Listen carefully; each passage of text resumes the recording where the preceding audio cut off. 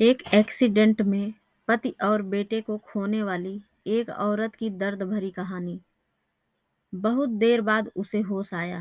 बड़ी मुश्किल से वह किसी तरह एक्सीडेंट की खबर अपने रिश्तेदारों को दी। निहारिका के हंसते खेलते घर की खुशियां कुछ ही क्षण में गम में बदल गई। उसकी खुशियों को पता नहीं किसकी नजर लग गई। आंसू थे कि थमने का नाम ही नहीं ले रहे थे। उसके दिमाग में बार बार एक ही बात घूम रही थी। मम्मा, आपको याद है ना, आज शाम को शॉपिंग के लिए बाजार जाना है। स्कूल के लिए घर से निकलते हुए प्रतीक बोला, याद है बेटा, आज हमें तुम्हारे लिए ढेर सारी खरीदारी करनी है। निहारिका ने जवाब दिया। उसने अपने पति और बेटे को टिफिन पकड़ाते हुए कहा कि शाम को जल्दी वापस आना। हमें अपने बेटे के लिए ढेर सारी खरीदारी और तैयारियां करनी है।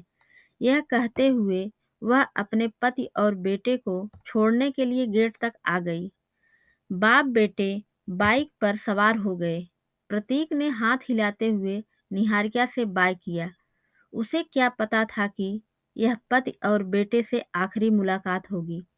दोनों को विदा करके खुद भी तैयार होने लगी थी, क्योंकि उसे भी स्कूल जाना था।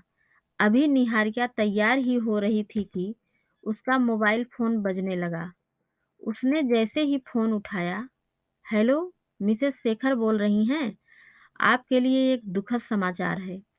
आपके पति और बेटे का एक्सीडेंट हो गया है। आप बस स्टैंड के पास आ जाइए। निहारिका जब तक कुछ समझ पाती, उधर से फोन कट गया। वह एकदम सन्न रह गई। उसकी समझ में कुछ नहीं आ रहा था। उसने वापस से उसी नंबर पर फोन किया, लेकिन फोन नहीं उठा। उसने बस स्टैंड पर फोन किया और कहा कि वहां पर कोई एक्सीडेंट हुआ है क्या? उधर से जवाब आया, हाँ, एक बाइक सवार बस से टकरा गया है। यह सुनकर वह बदहवास सी बस स्टैंड की तरफ भागी। वहां बहुत भीड़ थी।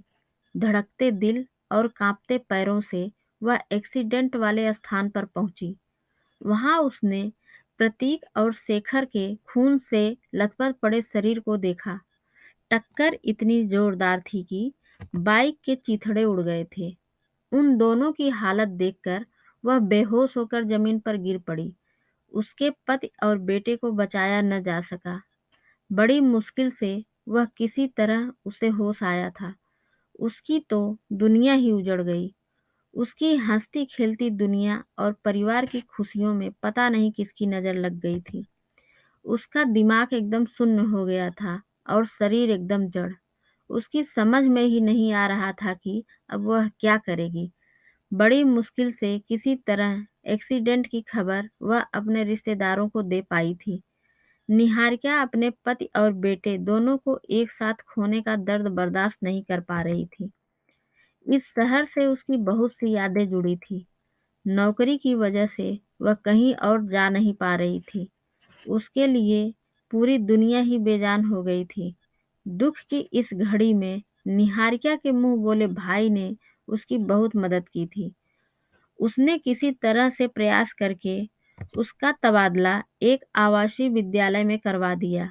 उसने सोचा कि वह बच्चों के बीच रहेगी तो अपना दुख दर्द सब कुछ भूल जाएगी। उसके मन में बार बार एक ही विचार आ रहा था कि वह कैसी अभागी है कि उसकी मांग का सिंदूर और कोख एक ही दिन उजड़ गई। उसका खुद पर से विश्वास उठ गया और जीवन जीने की इच्छा ही खत्म हो गई। उसके मुंह बोले भाई ने ही किसी तरह उसे समझा बुझाकर गोरखपुर आवासीय विद्यालय में भेजा। नई जगह का वातावरण उसे बिल्कुल भी रास नहीं आया।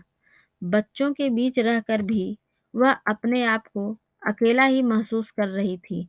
उसके मन में एक ही विचार बार बार आ रहा था कि अब वह किसके लिए जिए। यही सोचते हुए वह बदहवास सी पुल के पास पहुंच गई और छलांग लगाने वाली थी कि एक 7 वर्षीय बच्चा मोहित ने उसका हाथ थाम लिया और बोला, आप ऐसा क्यों कर रही हैं? मैंने अपने माँ बाप दोनों को खो दिया है। मेरा इस दुनिया में कोई नहीं है। मेरा जीने का सहारा कोई नहीं है। फिर भी मैं जिंदा हूँ। यह सुनकर निहारिका को अपने ऊपर बड़ा पछतावा हुआ। उसने सोचा वह क्या करने जा रही थी। उस बच्चे में निहारिका को अपना 7 वर्षीय बेटा प्रतीक दिखाई देने लगा और उसने उसे सीने से लगा लिया। उसे ज़िंदगी जीने की एक नई वजह मिल गई। उसे लगा उसका प्रतीक इस दुनिया में वापस लौट आया है। आप लोगों को यह कहानी कैसी लगी मुझे कमेंट करके ज़रूर बताइएगा और मेरे चैनल को लाइक, सब्सक्राइब, कमेंट करना मत भूलिएगा। आप लोगों का बहुत-बहुत धन्यवाद।